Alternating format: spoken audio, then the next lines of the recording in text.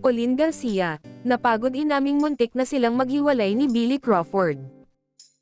Not because may nagawa siya, pero dahil napapagod ako. Nangyari ito even after the marriage? Kasi I think ganun.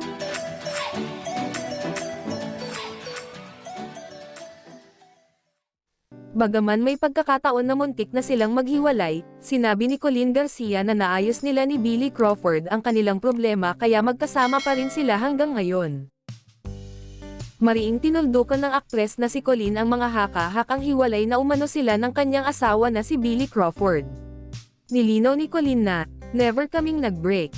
There were a lot of instances na almost, pero not really, kasi hindi siya pumapayag." Ayon sa aktres, laging ipinaglalaban ni Billy ang kanilang relasyon. Aniya, hindi talaga. Sabi niya no, we'll fix this. Ipinaglalaban niya talaga always yung relationship. Paliwanag ni Colleen, most of the times na give up ako, it's really because, not because may ginawa siya pero dahil napapagod ako. Kasi, I think ganoon lang kasi talaga ako. Ganoon lang talaga ako kalala. Ayoko na, tapos na ako. Palagi akong ganun, ani ni Colleen.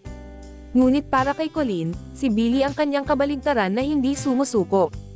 Aniya, it took being with somebody who's the opposite, who taught me the value of commitment talaga. And nadadala ko siya everywhere in my job, in everywhere. Dahil kay Billy, natutunan umano ni Colleen na maging committed hindi lang sa kanilang relasyon maging sa iba pang aspeto ng buhay. Aniya, nagpapasalamat talaga ako kay Billy because being married to him really taught me how to be more committed, not just in my marriage but in everything, other relationships, work. Pag nandyan ka na, kailangan ituloy mo, kailangan panindigan mo and you give your best. Sa amin kasi talaga, he really makes such an effort to always fix what's wrong, ani pa ni Colleen tungkol kay Billy. Samantala, maaalala namang dinapensahan kamakailan ni Colleen ang mister sa mga bashers na ginagawan ng espekulasyon ang pagpayat ng mister at inulit niyang wala itong bisyo o sakit.